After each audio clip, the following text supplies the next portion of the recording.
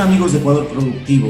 Como habíamos impulsado días atrás un tema súper interesante como la agroecología, hoy tenemos una invitada de lujo para tratar este tema desde varios tópicos, que es cómo nos beneficia, hacia dónde va la agroecología, y para esto hemos invitado a la máster Mónica Isurieta, quien es candidata al doctorado en Salud Colectiva, Ambiente y Sociedad por la Universidad Andina Simón Bolívar. Buenas noches, Mónica, y bienvenida a Ecuador Productivo.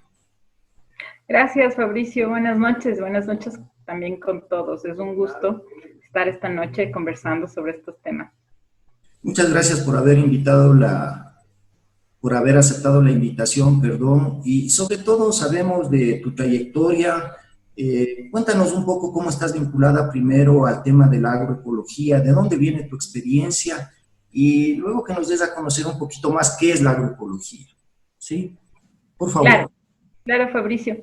Bueno, la vinculación se da directamente con los estudios de la segunda corte de doctorado en Salud Colectiva, Ambiente y Sociedad en la Universidad Andina Simón Bolívar, sede Ecuador, donde hay una línea de investigación en sistemas alimentarios saludables, soberanos, bioseguros, solidarios también, ¿no? Entonces, además, coordino algunos proyectos de investigación, acción en el campo de la agroecología en la universidad y también soy parte de algunos grupos y movimientos de consumidores conscientes de la ciudad de Quito. Y ese tema lo vamos a tratar, Mónica, porque es súper importante el tema de salud y cómo nos estamos alimentando. Pero para iniciar un poco, ¿de dónde nace la agroecología? ¿Tiene ya sus años? ¿Cómo ha venido desarrollándose? Es un cliché que tenemos hoy en día porque todo es ambiente, todo es salud nutricional. Estamos en esa ola, ¿no es cierto? Yo creo que ahora se está conociendo un poco más de la agroecología porque le estamos vinculando a este proceso de cambio de vida que tenemos en la sociedad actualmente, porque creo que la agroecología viene de temas ancestrales, ¿no es cierto? Entonces, explícanos un poquito. En ese sentido, Fabricio, no es una novedad. Nosotros como latinoamericanos que venimos de una cultura y de civilizaciones centradas en una forma de hacer agricultura, no podríamos decir que es una novedad o que es una nueva ola en respuesta a los desafíos que tiene la economía moderna. Más bien es un retomar, es una reconexión de un tipo de agricultura, de un tipo de producir alimentos ancestral. Hablo desde la corriente latinoamericana, ¿no? Que considera a la agroecología de corte ancestral como un modo de vida alrededor de la producción y consumo de alimentos en armonía con la naturaleza, ¿no? Ahora también hay un tipo de agroecología, digamos una corriente que es la europea, que es más científica. ¿Cuál es la diferencia entre la europea? Digamos que en un sentido de formalidad y tecnicismo puede ser, ¿no? Las corrientes europeas son las que han colocado la agroecología, digamos, como una ciencia, ¿no? O la han formalizado desde la parte técnica, científica, ¿no? Pero hay mucho que conocer y mucho que explorar Y en esto lo se va que es la descubriendo. agroecología ancestral histórica latinoamericana, que data de nuestras primeras civilizaciones que se desarrollaron en torno a un modo de hacer vida en torno a los alimentos. Es decir, hay que separar porque la gente tiende a confundir, ¿no es cierto? Hay que separar el término agroecología con agricultura orgánica. Definitivamente, sí, definitivamente. La agricultura orgánica es un tipo, sí, amigable con el medio ambiente de hacer alimentos, que su definición es el no uso, o sea, es un modo de producción de alimentos sin el uso de pesticidas y agrotóxicos, ¿no? Pero la agroecología, además, tiene tintes políticos, tiene tintes de modos de vida comunitarios, tintes solidarios de hacer economía, de producir y consumir, ¿no? O sea, esos son los elementos o qué elementos tú puedes rescatar dentro de la agroecología. porque ya le vemos a la agricultura orgánica como un trato benévolo con la tierra para la producción de productos, quizás, pero acá en la agroecología, ¿cuáles elementos tú rescatarías? De la agroecología, principalmente los modos de vida que se dan alrededor de la agroecología, que llamamos modos de vida, y esta es una categoría de Braileana, la decimos nosotros, ¿no? Del doctor Jaime Breil. Esta categoría de modos de vida involucra un modo de trabajar, consumir, de relacionarse con la naturaleza, de asociarse, de tener identidad, ¿no? Alrededor de una forma de trabajo. Entonces, en la agroecología, esta forma de trabajo es comunitaria, ¿no? Y esto no es una novedad, porque nuestros pueblos antes de la conquista y que todavía podríamos ver en ciertos territorios, ¿no? Giran en torno a un modo solidario de producir y consumir alimentos, ¿no? Un modo comunitario de hacer riqueza y de sentirla en el sentido de su significado, ¿no? Entonces, es más allá de lo que podría ser la agricultura orgánica, que bien podría calzar en un modo de producción corporativa oligopólica, que Ya, atiende el mercado de exportación, por ejemplo, es ¿no? decir, cuando, Que ahí sí atiende a un nuevo perfil de consumidor. claro, Eso podría caer en la agricultura orgánica, pero en la agroecología se rescatan modos de producir y consumir comunitarios, solidarios, protectores para el ser humano y para el medio ambiente.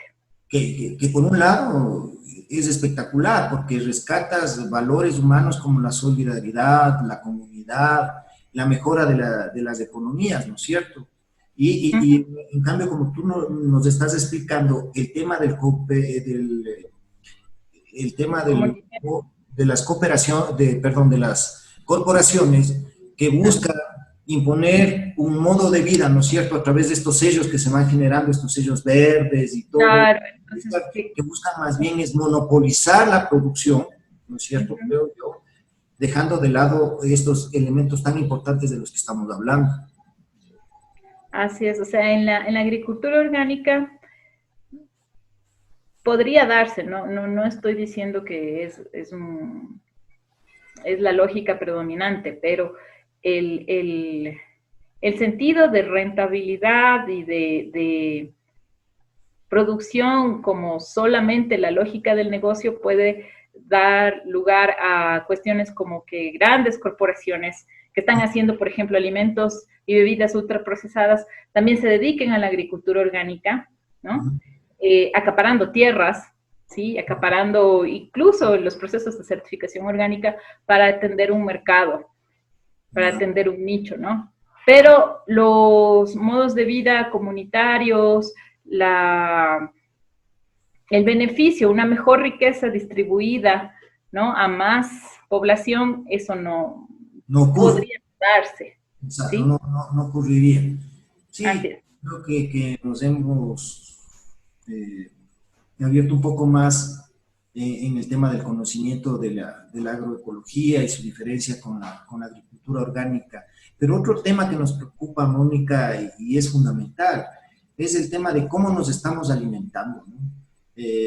Cómo impacta el tema de la alimentación vinculado a la agroecología, cómo impacta en la salud tanto local como global, qué estamos haciendo, qué está pasando en ese sentido, hacia dónde vamos. ¿Qué nos puedes decir sobre el tema? Bueno, son varias preguntas, ¿no? Las que estás planteándome, Fabricio. Voy a empezar por una situación general, la problemática de la alimentación local y global, ¿no? Y luego cómo la agroecología podría ser una solución. A ver,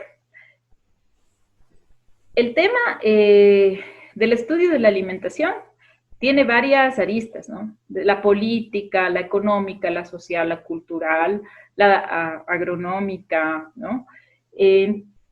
Y todas estas logran una interfase con la salud, no solo humana, sino la salud animal, la salud de los ecosistemas, ¿no? Entonces, desde la concepción de la economía crítica, la salud colectiva, de corte latinoamericano, ¿no? Se concibe a los objetos de estudio desde un sistema más complejo. A ver, ¿a qué voy? A que la alimentación no puede ser concebida solo como un tema de ingesta de alimentos, de ingesta de micronutrientes, cantidades de caloría, etc. Es un fenómeno mucho más amplio que atraviesa distintos campos y fenómenos, ¿no? Hablemos, desde las dos grandes dimensiones de la alimentación, tú tienes producción y consumo, ¿no?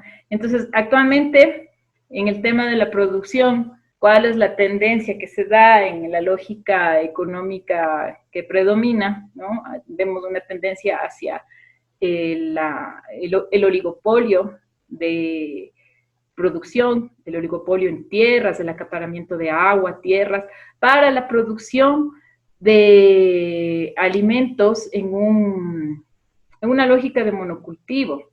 Pero también desde que China cambia su modo de economía, ¿no? Hacia un capitalismo no tan claro, pero finalmente hacia una economía de libre mercado, sus dinámicas de alimentación cambian también. Entonces, todo lo que la demanda de alimentación, de tipos de alimentos, cambia. Entonces, por ejemplo, el consumo de carnes, ¿no? Y en el consumo de carnes es una de las vetas, de los procesos críticos en el sistema alimentario actual, que tiene que ver con este acaparamiento de tierras, por ejemplo, en Brasil, en Argentina, para producir soya, para dar de comer a vacas, cerdos, aves, ¿no? Que tienen como fin el consumo humano, carne producida de un modo industrial para el consumo humano. Esto como para ejemplificar hacia dónde se están moviendo las formas de producción y consumo, ¿no? Que es hacia una dieta cada vez menos diversa, con alto contenido en carne y calorías, lo cual a las grandes corporaciones les conviene, ¿no? Porque mientras menos diversa sea la dieta, más pueden hacer eficiente un solo cultivo, ¿no? O una sola forma de producir, ¿sí? Entonces, ¿qué es lo que tenemos ahora atravesado como gran problema en los sistemas alimentarios? Daños significativos en suelos que se erosionan, en agua, ¿no? Y la salud de trabajadores y consumidores bastante afectada por el uso inextenso de pesticidas y agrotóxicos, ¿no? Especialmente en estas grandes tierras, en estos países que tienen grandes tierras como lo son Argentina y Brasil. Yo te invito, hay varios documentales, fotodocumentales, en los que se registran, después de varios estudios epidemiológicos, pero también de testimonios, se registran trabajadores y consumidores con problemas de cáncer alrededor de los monocultivos que están siendo dinamizados por cada vez más oligopolios, una grande concentración corporativa, ¿no? De empresas para las nuevas formas de alimentación y especialmente desde los cambios en la dieta de los grandes países como son la China. Es decir, que nosotros estamos cultivando la tierra para dar de comer, es decir, exportar productos a los mercados asiáticos, europeos que tienen... Como Latinoamérica es un proceso crítico los países que tienen varias grandes extensiones de tierra están justamente atravesando esta problemática, ¿no? Lo cual se está trasladando también a países como África, ¿no? Tierra que está siendo utilizada para monocultivos y ni siquiera estos monocultivos para un consumo final humano, sino para alimento procesado para las granjas industriales, ¿no? Ahora, también hay esa es una parte pequeña, pero de grandes consecuencias de la problemática en el sistema alimentario. Luego tienes, ¿no? lo que se llama la dieta occidental, dieta industrial o dieta neoliberal, bautizada así por el mexicano Gerardo Otero, que es una dieta altamente concentrada en comestibles calóricos, con alto contenido graso, azúcares, calorías, ¿no? Que en un comienzo, digamos, a finales de 1970, este tipo de dieta estaba concentrada principalmente en países desarrollados, digamos Estados Unidos y otros países, especialmente Estados Unidos, pero es una dieta que ya ahora se ha globalizado y que tiene como estrategia clases populares, ¿no? Entonces en Latinoamérica tienen unas estrategias de distribución monstruosas, de ingreso a barrios, a espacios populares de grande densidad poblacional, ¿no? Para la introducción de alimentos que no aportan en absoluto para la salud, al contrario, generan una epidemia de enfermedades. Tienes las enfermedades crónicas no transmisibles, ejemplo, obesidad, sobrepeso, diabetes, hipertensión, que al principio era visto solo en adultos y ahora tienes niños y adolescentes con diabetes debido a estos cambios de los patrones alimentarios. Entonces, son varias las aristas, pero las problemáticas confluyen finalmente en un deterioro de la salud humana, animal y también de la naturaleza. ¿Cómo crees tú que es posible una transición a un sistema alimentario sustentable? ¿Cómo le ves? ¿Es posible mejorar, mejorar la alimentación de las familias? ¿Qué podemos hacer? A ver, hay varios niveles en los que se puede plantear esa pregunta, ¿no? Yo voy a hablar desde un nivel más local. Un poco esta pandemia que tenemos nos ha hecho replantear y ha reconfigurado consumos de forma más local, ¿no? Al final se habla de una economía de lo local, una economía de proximidad, ¿no? ¿Y qué es lo que eso quiere decir? Bueno, justamente estas transiciones que tú planteas deberían darse hacia la producción de pequeños agricultores, de la agricultura familiar campesina y local, ¿no? Imagínate lo que es que nosotros compremos o en los supermercados tengamos una fruta que recorrió miles de kilómetros, ¿no? Desde otros países, cuando somos un país con capacidad de producir una variedad de fruta inmensa, ¿no? Entonces, Pero quizás, perdón que te interrumpa, quizás no es rentable para nosotros producir. A ver, pero ¿alguna vez nosotros estuvimos ya anclados de una forma equilibrada, armónica, a lo que nosotros estábamos en capacidad de producir, ¿no? No es rentable para quién, porque al final tal vez no es rentable, pero para las y los consumidores. Tener una fruta, una verdura en el supermercado que es mucho más cara que un mercado tradicional, ¿no? O que una cooperativa de productores y consumidores agroecológicos, por ejemplo, ¿no? Entonces, las reglas no las dicta necesariamente el mercado y esa ha sido realmente una falacia de que el libre mercado ordena la demanda y la oferta y todos son felices. No es así porque se dan inequidades que terminan empobreciendo a la mayoría y enriqueciendo a pocos, ¿sí? Entonces, estas transiciones deberían tener un carácter de mayor equidad, ¿no? Y un flujo hacia lo vital, lo esencial, lo saludable, sustentable, ¿no? Justamente esta pandemia nos ha removido esta conciencia de hacer y producir y consumir, ¿no?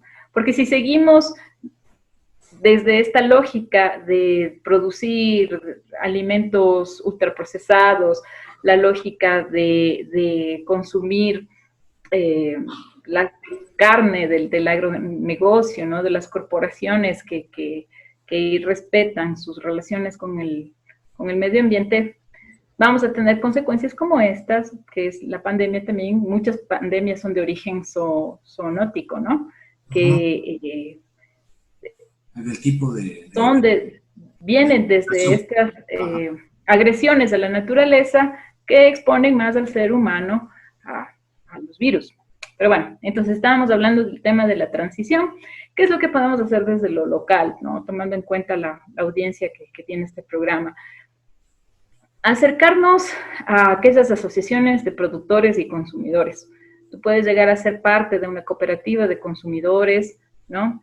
Que tienen una relación directa con productores en el campo, ¿no? Entonces, que están remediando esta fractura campo-ciudad, ¿no? Por ejemplo, en Quito y Cuenca tienen una red súper interesante de productores y consumidores agroecológicos, ¿no?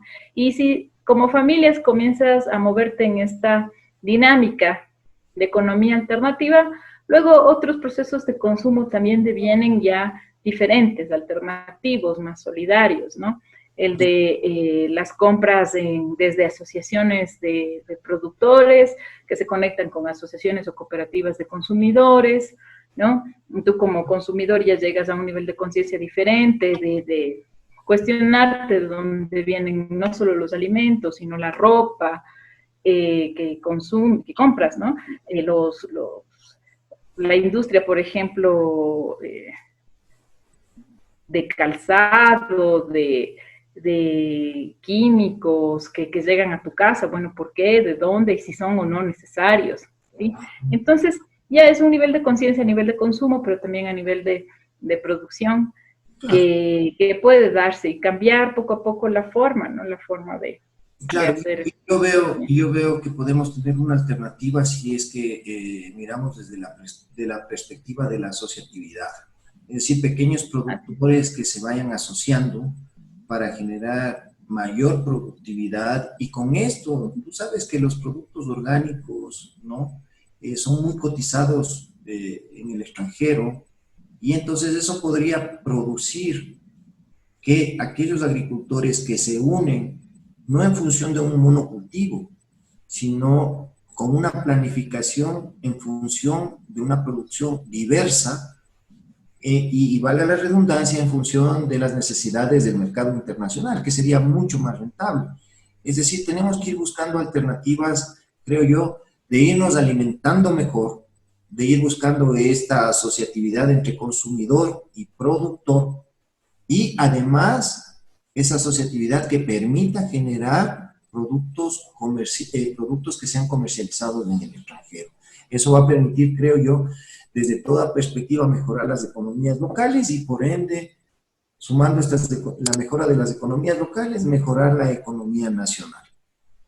Entonces, yo creo que vamos hacia allá. Cada vez más gente se va sumando. Moni, yo te quiero agradecer. Ha sido muy interesante la conversación contigo.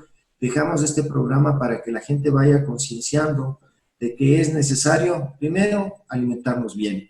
Porque si nos alimentamos bien, estamos mejorando nuestra salud. Y si mejoramos nuestra salud, vamos a evitar también gastar recursos en un sistema de salud que, como hemos visto, en la actualidad muchas veces es hasta precario. Es decir, vamos a utilizar menos recursos en el tema de la salud si tenemos una salud preventiva, si nos alimentamos mejor, y tenemos que ir evolucionando para que la agroecología se vaya posicionando de mejor y mayor manera en la sociedad, no solamente ecuatoriana, sino en la sociedad mundial. Muchísimas gracias, Mónica, por habernos aceptado esta invitación. Listo, Fabricio, muchas gracias. Una buena noche. Como ustedes han visto, hemos tenido una invitada de lujo, hemos conocido un poco más sobre lo que es la agroecología y su diferencia con la agricultura orgánica.